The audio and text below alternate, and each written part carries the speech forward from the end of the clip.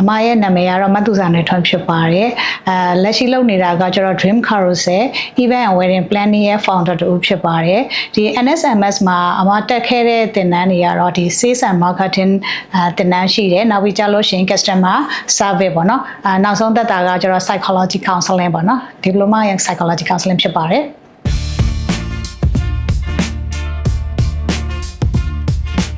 main အနေနဲ့မှတ်တဲ့အတွက်ကရစီတာကတော့ဒီ psychology counseling ပေါ့နော် psychology counseling ဆိုတာဖြစ်တဲ့အတွက်ကြောင့်လို့ counselor တယောက်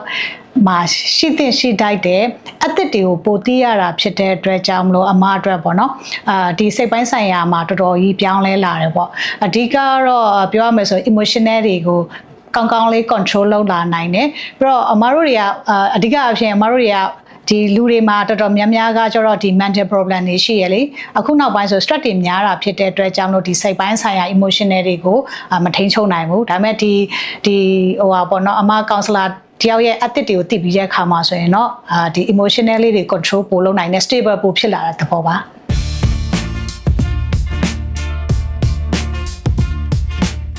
ဒီ NSMS ရဲ့သင်ကြားနည်းတွေကကျတော့ပုံမှန်အားဖြင့်ပုံမှန်သင်တန်းတွေနဲ့ကွာတာတစ်ချက်ရှိတယ်ပေါ့အဲ့ဒါကဘာလဲဆိုလို့ရှိရင်မတို့အဓိကပြောရမယ်ဆိုလို့ရှိရင်စာတွေ့အပြင်လက်တွေ့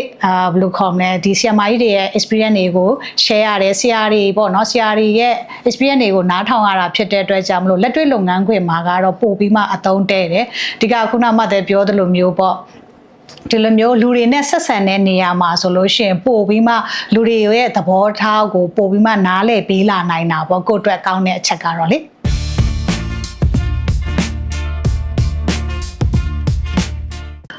အဓိကမမရပြောရမယ်ဆိုရင်တော့ဒီ psychology counseling မှာမတို့ presentation လုပ်ရတယ် presentation လုပ်ရတဲ့ဒီခေါင်းစဉ်ကကျတော့ work life balance ပေါ့နော်ဒီအလုံးနဲ့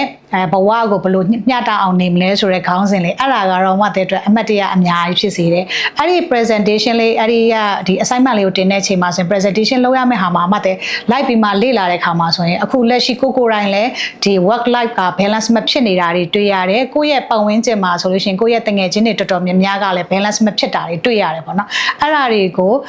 ဒီ presentation လေးလုပ်ပြီးတဲ့အချိန်မှာတော့မှတဲ့ကကိုနဲ့ကိုပတ်ဝန်းကျင်ကလူတွေဆိုလို့ရှိရင်လည်းသူတို့တတိပေးဖြစ်တယ်ဘာလို့လဲဆိုလို့ရှိရင်မိသားစုတွေအချိန်ပေးဖို့ရနောက်ပြီးလို့ရှိရင်မိတိုင်းယူဖို့ရအဲ့ဒါလေးကတော့ကိုယ့်အတွက်အမှတ်တရပဲနောက်ထပ်တခြားလူတွေလည်း sharing လုပ်ပေးဖြစ်ပါတယ်ရှင်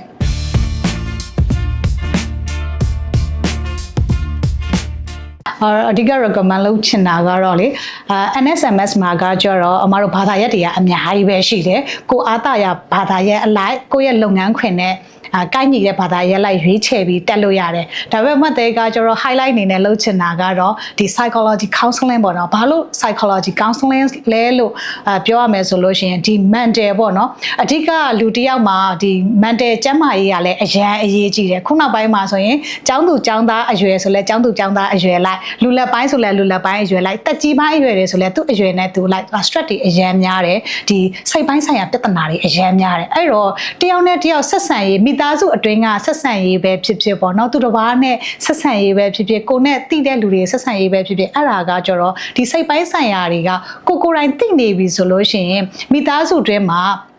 ပေါင်းသစ်ဆက်ဆံရေးလည်းပိုကောင်းသွားမယ်ပြီးရင်ကိုယ့်ရဲ့ပတ်ဝန်းကျင်ကိုယ့်ရဲ့လုပ်ငန်းခွင်တွေကတငယ်ချင်းတွေစသဖြင့်ပေါ့နော်အဲ့လိုလူတွေကိုမှလည်းဒီစိတ်ပိုင်းဆိုင်ရာအတွက်ကိုကဖြည့်ပြီးမှနားလည်ပြီးတွေးလာနိုင်တယ်ပြီးတော့ counselor တယောက်အနေနဲ့လည်းဒီ income တစ်ခုအနေနဲ့လည်းရက်တီလို့ရနိုင်တာဖြစ်တဲ့အတွက်ကြောင့်မလို့ဥပမာမိမိကိုယ်တိုင်ရောကိုမိသားစုကိုပတ်ဝန်းကျင်ပြီးတော့နောက်ထပ် side business အနေနဲ့ career တစ်ခုအနေနဲ့လည်းလုပ်လို့ရတဲ့သင်တန်းဖြစ်တဲ့အတွက်ကြောင့်လို့အမကတော့ဒီ psychology counseling သင်တန်းကိုပို့ပြီးမှ recommend ပေးပါတယ်ရှင်ကျေးဇူးတင်ပါတယ်